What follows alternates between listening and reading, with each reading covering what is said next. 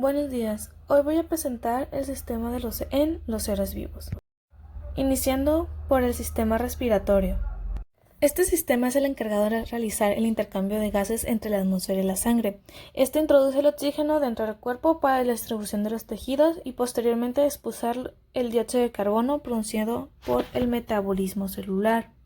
El tracto respiratorio superior está compuesto por la nariz, las fosas nasales, senos paranasales, frontales, etimoidales, esferoidales y maxilares, boca, faringe, laringe y la tráquea. La parte superior de la nariz es ósea, se llama puente de la nariz y está compuesto por huesos nasales. En la parte interior se encuentra el tabique nasal que divide la cavidad nasal en dos fosas. Y la pared interna está formada por el tabique nasal óseo y es lisa. La parte externa es gruesa debido a la presencia de tres evaluaciones óseas longitudinales como los cornetes nasales, meato superior, meato del medio y meato inferior. El superior proyecta hacia el interior de cada fosa nasal y se curva hacia abajo formando el canal de aire. El meato superior está debajo del cornete superior y este desemboca los senos etimoidales. El del meato del medio se encuentra debajo del cornete del medio y este desemboca los senos maxilares y fosa y frontal y se encuentra debajo del cornete del medio, ¿verdad? Como ya dije, vagando en la redundancia. El meato inferior se encuentra debajo del cornete inferior y este desemboca el conducto lacrimonasal. Los senos paranasales son cavidades llenas de aire de diferente tamaño y esto depende de la persona. Hay 4 tipos: senos frontales, etimoidales, esferoidales y maxilares. Los frontales se localizan en la parte de las tablas internas o bien en la parte de la frente. Los senos etimoidales se desembocan en las fosas nasales por los meatos superiores. Y los senos esfenoidales suelen ser 2, se sitúan delante de la parte superior de las fosas nasales. Y ya como último, los senos maxilares son los senos paranasales más grandes, desembocan en la fosa nasal y corresponden por el meato del medio. La boca es la primera parte del tubo digestivo. Está tapizada por una membrana mucosa, la mucosa oral y con epitelio estratificado. El espacio que se forma es en forma de herradura, situado entre los dientes y los labios, se le llama vestíbulo. Porque es parte del sistema respiratorio, porque cuando una persona se congestiona, es necesario pasar el aire. Entonces hay una cobertura entre la boca y la tráquea por el cual se hace un paso de aire. La laringe es un órgano especializado que se encarga de la formación o emisión de sonidos. Su esqueleto está formado por 9 cartílagos unidos entre sí por diversos ligamentos. 3 cartílagos son impares, el tiroides, siricoides y la epiglotis, y estos 3 cartílagos son pares, las ariteidoides, los corniculados y los cuneiformes. La faringe constituye el extremo superior común de los tubos respiratorios y digestivos. Se divide en 3 partes: nasofaringe, orofaringe y laringofaringe. La nasofaringe está situada detrás de la nariz y por encima del paladar blando. Se le considera la parte nasal de la faringe, ya que es una extensión hacia atrás de las fosas nasales y está recubierta de la mucosa similar a la mucosa nasal. La orofaringe está situada detrás de la boca. Es la parte oral de la faringe y tiene una función digestiva. Y la laringofaringe, situada detrás de la laringe, es la parte laringea de la faringe, ya que se encuentra detrás de la laringe. Continuando con la tráquea, es un ancho tubo que continúa a la laringe y está tapizado por una mucosa con epitelio pseudoestratificado columnar siliciado. Los extremos abiertos de los anillos cartilaginosos pueden estar estabilizados por fibras musculares lisas y tejidos conjuntos elásticos, formando una superficie posterior plana en contacto directo con el esófago. El tracto respiratorio inferior está constituido por los bronquios, los pulmones y la unidad respiratoria. Empezando con los pulmones, son los órganos esenciales de la respiración. El pulmón derecho es mayor y es más pesado que el izquierdo, y su diámetro vertical es menor porque la La cúpula derecha del diafragma es más alta, en cambio es más ancho que el izquierdo, porque el corazón se abomba más hacia el lado izquierdo. El pulmón izquierdo está dividido en el lóbulo superior, que presenta la escotadura cardíaca en donde se sitúa el corazón, y un lóbulo inferior. El pulmón derecho está dividido en 3 lóbulos, el superior, el del medio y el inferior. El hilo de cada pulmón se encuentra cerca del centro de la cara interna. Está rodeada por la pleura y la zona de donde pasan las estructuras que entran y salen de cada pulmón, las arterias, las venas, los bronquios, los nervios, vasos, ganglios linfáticos, formando los péndulos pulmonares que también están rodeados por la pleura. Los bronquios principales son los tubos formados por anillos completos de cartílagos iliados, uno por cada pulmón, y se dirige hacia abajo y afuera desde el final de la tráquea hasta los ilios pulmonares, donde se penetran en los pulmones. Cada bronquio principal se divide en bronquios lobulares, que son 2 en el lado izquierdo y 3 en el lado derecho. Cada bronquio lobular se divide a su vez en bronquios segmentarios, y los bronquios segmentarios a su vez se dividen en bronquios más pequeños o bronquiolos, que se ramifican en un tubo más pequeño de un modo repetido hasta formar los bronquios terminales. La unidad respiratoria es la zona del pulmón que está airada por los bronquios respiratorios. Cada bronquiolo respiratorio se divide en varias llamadas conductos alveolares, que a su vez se abren a numerosos sacos alveolares y alveolos.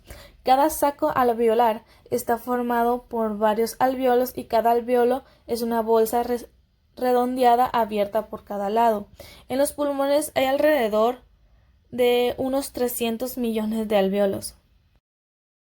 Continuemos con el sistema digestivo.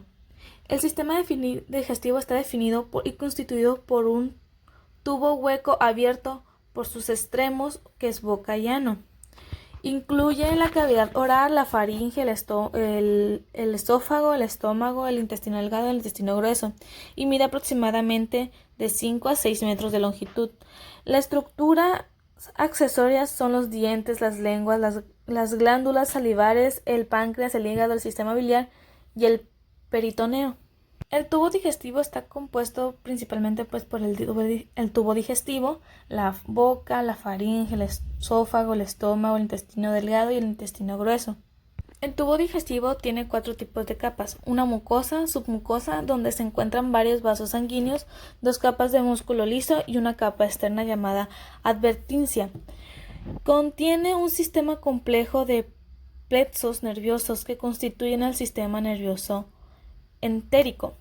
El esófago conduce el alimento desde la faringe al estómago, penetra en el estómago formando un ángulo agudo a nivel de las 10 vértebras dorsal, y su longitud total es de 25 centímetros. En la parte superior del esófago existe el esfínter faringoesofágico, entre la faringe y el esófago, que permanece cerrado entre la deglución y por tanto impide que el aire entre en el esófago durante la inspiración. El estómago es una dilatación del tubo digestivo situada en el esófago y el duodeno, con una capacidad aproximada de 1 a 1.5 litros. Se considera que el estómago tiene forma de J. Se puede distinguir en su porción vertical y en otra horizontal. Un plano que pase por la insursa angular y otro que pase por la unión esófago-gástrica delimitada a varias partes. El fundus o fondo o fornix es la parte más alta del estómago. El cuerpo es la zona comprendida entre el fornix y la insursa angular. Está limitada a ambos lados por la curvatura mayor y menor, y la producción pilórica o píloro tiene tiene forma de embudo. El píloro se divide en una porción proximal o antro pilórico, que es la parte más ancha, y una porción distal o canal pilórico, que es más estrecha. El intestino delgado. Este es un tubo estrecho que se extiende desde el estómago hasta el colon y consta de 3 partes: el duodeno, yeyuno y el ilión. El duodeno tiene unos 25 centímetros, disculpen, y se extiende desde el píloro hasta el ángulo duodeno-yeyunal, y se divide en 3 porciones, que es la primera, la segunda y la tercera. El yeyuno y el ilión tienen en conjunto más de 4.5 metros de longitud, y debido a que sus características morfológicas y funcionales son parecidas, se le puede considerar una unidad.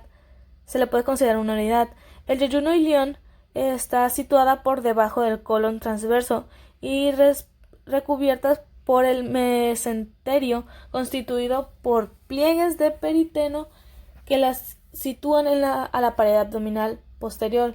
La desembocadura del ilión es el colon que se produce en el ciego, en el orificio ileocecal, a través del cual pasa el contenido del intestino delgado al intestino grueso, ya que está rodeado por la válvula ileocecal, cuya función principal es evitar el reflujo de materiales fecales. En el último centímetros del ilión se procede a la válvula. El esfínter ileocecal, que en condiciones normales se encuentra medianamente contraído, no permite que el contenido del ileón se vacíe en el ciego de un modo brusco y continuo. Continuando con la parte interior del intestino delgado, están los pliegues circulares. A su vez, están cubiertos totalmente de minúsculas proyecciones de la mucosa en forma de dedo, con una longitud de 0.5 a 1 milímetro, llamadas vellosidades intestinales o villi, cada una de las cuales presenta en su superficie apical un borde de cepillo. Unas 600 prolongaciones citoplasmáticas de aproximadamente 1 micra de largo, llamadas microvellosidades. El intestino grueso se extiende desde la válvula ileocaudal hasta el ano y tiene unos 1.5 metros de longitud. Este consta del ciego, el apéndice, el colon ascendente, colon transverso, colon descendente, sigmoide, recto y el conducto anal. El ciego es el fondo de saco de 8 centímetros de longitud y 8 centímetros de ancho, que comunica con el ileón a través de la válvula ileocoidal. El apéndice versiforme está constituido similar a un dedo guante de unos 8 centímetros de longitud, comunica con un ciego a nivel de la pasta posteroidal, a unos 3 centímetros debajo de la válvula ileocoidal, y es muy móvil. El colon ascendente tiene unos 15 centímetros de longitud y se extiende desde la válvula ileocoidal hasta el ángulo coleico derecho y el ángulo hepático, en donde gira para continuarse con el colon transverso, y tiene unos 50 centímetros de longitud y se extiende transversalmente hasta el ángulo coleico izquierdo o el ángulo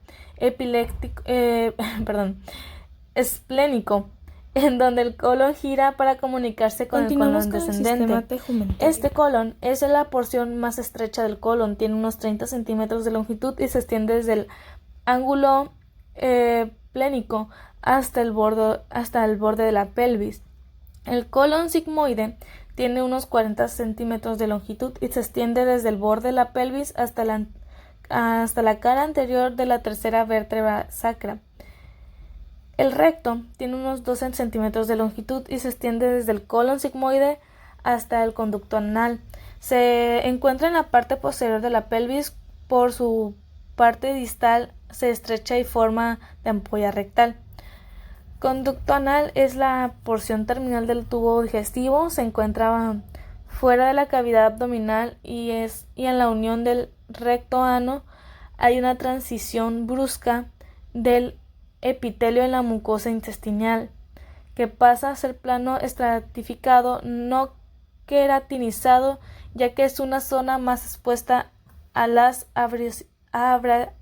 abrasiones. Las estructuras accesorias del sistema digestivo constan de los dientes, la lengua, las glándulas, páncreas, hígado, sistema biliar, como ya mencioné antes. Los dientes y la lengua son órganos digestivos accesorios implementados en los alvéolos dentarios situados en los bordes alveolares de la mandíbula y el maxilar superior. Y los dos primeros funciones las realizan los incisivos y los caninos, donde tienen bordes cortantes.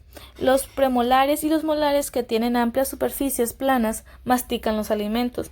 Bueno, la lengua está formada por un músculo esquelético recubierto por una mucosa con epitelio plano, estratificado, no queratinizado.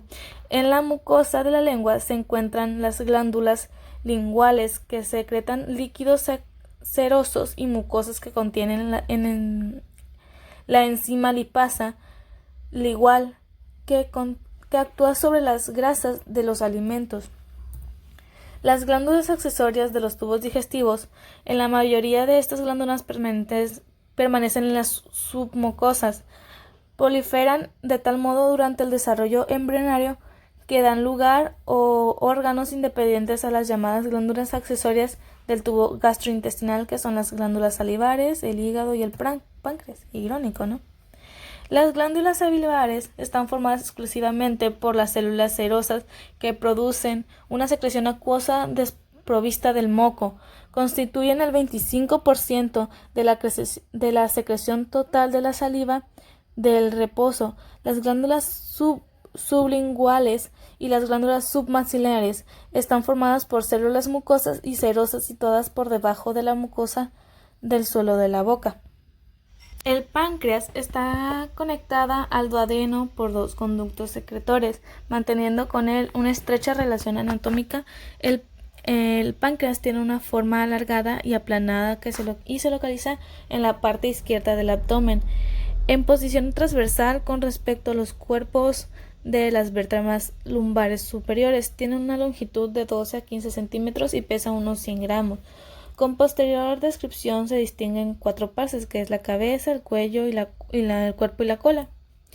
El hígado es el órgano de mayor importancia metabólica del cuerpo y es más grande, pesa unos 1.5 kilogramos aproximadamente.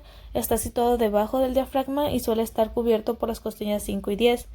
La parte abdominal anterior de la cara inferior del diafragma, mediante el ligamento falciforme, que es un pliegue del periteno y que se separan los dos lóbulos hepáticos, uno izquierdo y uno derecho.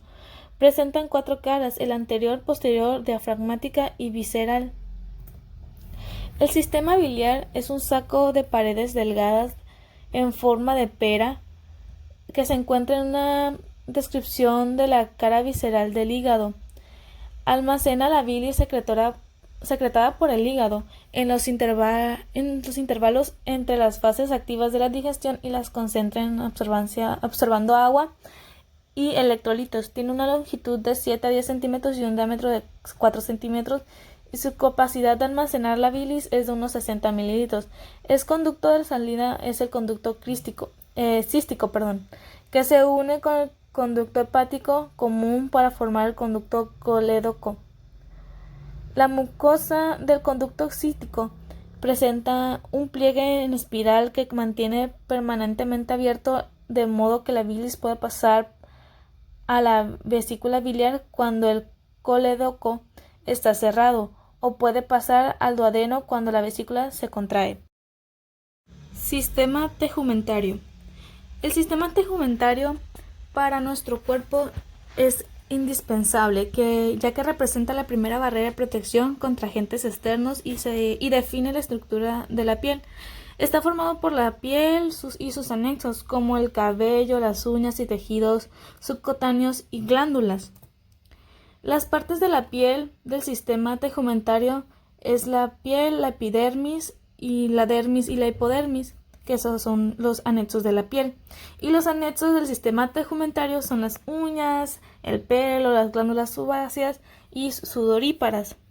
Empezando por la piel, que es un órgano que constituye entre el 15 y 20% del peso corporal, por lo que se considera el órgano más grande del cuerpo.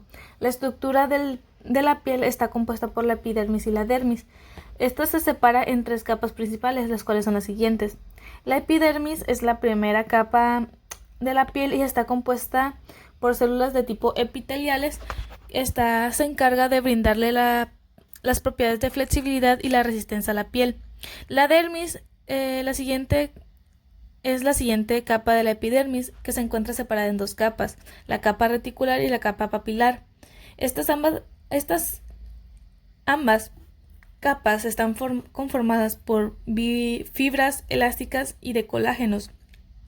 La hipodermis es la última capa de todas las hipodermis. de toda la hipodermis,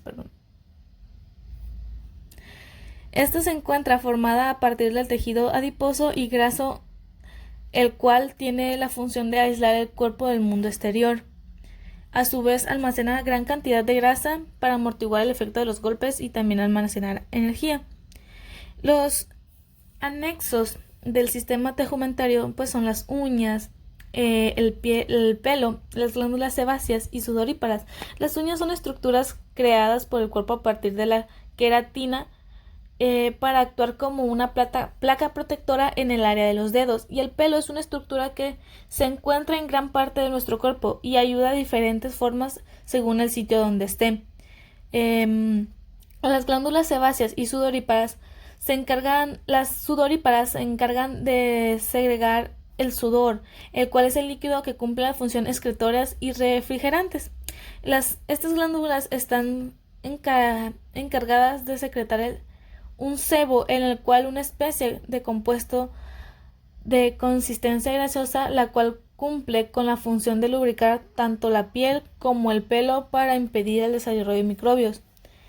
Tenemos varios tipos de glándulas en el sistema tegumentario, las cuales son las sebáceas, mamarias y ceruminosas. Las sebáceas son las que generan las grasas que protege el cuerpo de las bacterias. Y las mamarias se encargan de producir la leche materna, y las ceruminosas llevan a cabo la producción de cerumen para proteger a los tímpanos en el oído. En el sistema reproductor femenino, este consta de órganos externos e internos. En los externos está el monte de Venus, labios mayores, labios menores, vestíbulo de la vagina, clítoris, bulbo del vestíbulo, y en los internos está la vagina, el útero o matriz, trompas de falopio y los ovarios. En los órganos externos, pues empecemos con el monte de Venus. Este es una eminencia redondeada que se encuentra por la parte delante de la sínfis del pubis. Está formada por el tejido adiposo recubierto de piel con vello púbico. Los labios mayores son grandes pliegues de piel que contienen en su interior tejido adiposo subcutáneo y que se dirigen hacia adentro. Los labios menores son dos más delicados pliegues de la piel que no contienen tejido adiposo ni están cubiertos de vello. Los labios menores se encuentran entre los labios mayores y rodean el vestíbulo de la vagina. Este es el espacio situado entre los labios menores y en él se localiza el orificio de la uretra, de la vagina y los conductos de salida de las glándulas vestibulares mayores, que secretan moco durante la excitación celular, el cual se añade el moco cervical y proporciona la lubricación. El orificio uretral externo se localiza de 2 a 3 centímetros por detrás del clítoris e inmediatamente delante del orificio vaginal. El clítoris es un pequeño órgano cilíndrico compuesto por el tejido eréctil que se agranda al rellenarse con sangre durante la excitación sexual. Tiene de 2 a 3 centímetros de longitud y está localizado entre los extremos anteriores de los labios menores. Consiste en dos pilares: el glande del clítoris y la porción de los labios menores. El glande pues es la parte expuesta del mismo y es muy sensitivo, igual que sucede con el glande del pene. La porción de los labios menores que rodea el clítoris recibe el nombre de prepucio del clítoris. Los bulbos del vestíbulo son dos masas alargadas del tejido eréctil de unos 3 centímetros de longitud que se encuentra a ambos lados del orificio vaginal. Durante la excitación sexual se agrandan al rellenarse con sangre y se estrecha el orificio vaginal produciendo una presión sobre el pene durante el acto sexual. En la parte interior del sistema de reproducción femenino se encuentra la vagina, que es el órgano femenino de la copulación por el cual sale el líquido menstrual al exterior y es el extremo inferior del canal de parto. Se trata de un músculo membranoso que se encuentra por detrás de la vejiga urinaria y por delante del recto. En posición anatómica, la vagina desciende y describe una curva de concavidad anterior. Su pared anterior tiene una longitud de 6 a 8 centímetros y su pared posterior de 7 a 10. Desemboca en un vestíbulo de la vagina entre los labios menores por el orificio de la vagina, que puede estar cerrado parcialmente por el himen, que es un pliegue incompleto de la membrana mucosa. El útero o matriz es un órgano muscular hueco con forma de pera que constituye parte del camino de los siguientes espermatozoides. Tiene unos 7 a 8 centímetros de longitud, 5 a 7 centímetros de ancho y 2 a 3 centímetros de espesor, ya que porta paredes gruesas. La pared del cuerpo del útero tiene 3 capas: la externa serosa o perimetrio, la media muscular y la interna mucosa. Las trompas de falopio son 2 conductos de 10 a 12 centímetros de longitud y 1 centímetro de diámetro que unen los cuernos del útero por cada lado. Están diseñadas para recibir los óvulos que salen de los ovarios. En su interior se produce el encuentro de los espermatozoides con el óvulo y la fecundación. Con propósitos descriptivos se divide cada trompa en 4 partes: el infundíbulo, la ampolla, el istmo y la porción uterina. El infundíbulo es el extremo más externo, en donde se encuentra el orificio abdominal de la trompa que comunica la cavidad peritoneal.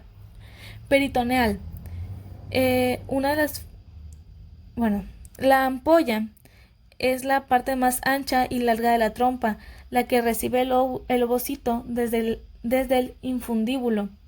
El istmo es la porción corta, estrecha y de paredes gruesas. Se une con el cuerno del útero en cada lado. La porción uterina es el segmento de la trompa que atraviesa la pared del útero y por donde el ovocito es introducido en el útero. Los ovarios son dos cuerpos ovalados en forma de almendra de aproximadamente 3 centímetros de longitud, un ancho de 1 centímetro y 1 centímetro de espesor. Se localiza uno en cada lado del útero y se mantienen en posición con varios ligamentos. Las glándulas genitales auxiliares, sean vestibulares o parauretrales, las vestibulares son 2 y tienen un tamaño de 0.5 centímetros. Se sitúa a cada lado del vestíbulo de la vagina y tienen unos conductos por donde sale su secreción de moco. Las glándulas parauretrales desembocan a cada lado del orificio externo de la uretra. También tienen una secreción mucosa lubricante. El sistema de reproducción masculino. Este está compuesto por testículos, epididimos, escroto, pene, conductos deferentes, vesículas semilares, conductos eyaculantes como glándulas genitales auxiliares, próstata y ganglios vulvorrectales y la uretra masculina. Los testículos son 2 glándulas ovoides, una a cada lado del pene, de unos 5 centímetros de largo y 2.5 centímetros de diámetro y con un peso de 10 a 15 gramos, que están suspendidas dentro del escroto por el cordón espermático. Producen las células genitales masculinas o espermatozoides y las hormonas sexuales masculinas o andrógenos. Constituyen las gónadas masculinas y tienen el mismo origen embrionárico que los ovarios y gónadas femeninas. El epididimos son dos estructuras que forman en forma de coma de unos 4 centímetros de longitud, cada una de las cuales se encuentran adosadas a la superficie superior y posterior lateral de cada testículo. Cada epididimo tiene un cuerpo que consiste en el conducto del epididimo, que están muy contorneados y en donde los espermatozoides son almacenados para pasar las etapas finales de su maduración. El escroto es un saco cutáneo externo que contiene los testículos y está situado inferiormente en relación con el pene o inferiormente en relación con la sínfis del pubis. Consta de la piel que puede ser rugosa y de un color oscuro, y fascia superficial o lámina del tejido, que es un conjunto que contiene una hoja del músculo liso con el nombre del músculo dartos, cuya fibra muscular está unida a la piel. La localización exterior del escroto y contracción de sus fibras musculares regulan la temperatura de los testículos, por lo que la producción normal de espermatozoides requiere una temperatura inferior de 2 a 3 grados de la temperatura corporal. Los conductos deferentes son dos tubos musculares de la pared gruesa que comienzan en la cola del epididimo de cada lado y termina en un conducto eyaculador, transportando el esperma desde el epididimo al conducto eyaculador de su lado. El conducto deferente de cada lado asciende dentro del cordón espermático o estructura que sostiene el aparato reproductor masculino. Las vesículas seminales, son dos largos tubos de unos 15 centímetros de longitud que están enrollados y forman unas estructuras ovaladas en la base de la vejiga. Y los conductos eyaculadores. Cada uno de los dos conductos es un tubo delgado que mide de 2 a 5 centímetros de longitud y se forma cerca del cuello de la vejiga por la unión del conducto de la vesícula seminal y el conducto deferente de su lado. La próstata es la mayor glándula accesoria del sistema reproductor masculino, con un tamaño similar de una pelota de golf. Se sitúa en el pelvis, por debajo de la vejiga urinaria y detrás de las sínfis del pubis, y rodea la primera porción de la uretra. Se llama uretra prostática. Las glándulas bulbouretrales son dos y tienen el tamaño de un guisante. También reciben el nombre de glándulas de Cooper. Se encuentran debajo de la próstata en relación con la uretra membranosa. Su conducto de 2 a 3 centímetros se abre en la porción superior de la uretra esponjosa. La uretra masculina es un tubo muscular que transporta la orina y el semen hacia el orificio externo. Con propósito descriptivo, la uretra masculina se divide en tres partes: la prostática, la membranosa y la esponjosa. La prostática tiene unos 3 centímetros de longitud y comienza en el orificio interno de la uretra. Y la membranosa es la porción más corta de la uretra, con 1 centímetro de longitud aproximadamente, y está rodeada por la esfínter uretral, y a cada lado se encuentra una glándula bulbouretral. La esponjosa es la porción más larga de la estructura, de unos 15 centímetros de longitud, y atraviesa toda la longitud del pene, termina en el orificio externo de la uretra que comunica con el exterior, y es la porción más estrecha y menos distensible de la uretra, con un diámetro aproximadamente de unos 5 milímetros.